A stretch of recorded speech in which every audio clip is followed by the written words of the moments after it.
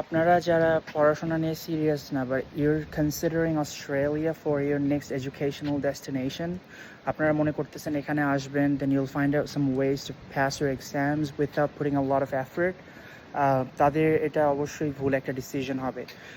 Just because এখানে যদি exam somehow আপনারা খারাপ করে ফেলেন, then obviously you have to pay once more, যেটা আপনাদের এক্সট্রা একটা এক্সপেন্স অথবা কস্ট যেটা অ্যাড করবে অবশ্যই, and you have to study again, you have to put a lot of time and effort, so যেটা অবশ্যই আপনাদের ভালো একটা ডিসিশন হবে না। সো আমার মনে হয় তারাই অস্ট্রেলিয়াতে আসেন যারা পড়াশোনা নিয়ে অবভিয়াসলি কোয়াইট সিরিয়াস, আপনারা স্ট্রাগল অ্যান্ড হার্ড ওয়ার্ক দুটো একসাথে করার জন্য প্রস্তুত, তারাই অস্ট্রেলিয়াতে আসবেন, then obviously can be successful. But other than that, make sure আপনারা যদি পড়াশোনার প্রতি সিরিয়াস না হয়ে থাকেন, দেন এটা খুব একটা ভালো ডিসিশন হবে না, আই রিপিট। সো অস্ট্রেলিয়াতে আসেন, সিরিয়াস মেন্টালিটি ইন্টেনশন নিয়ে আসেন, ইউল ডু অ্যামেজিং ফর শিওর।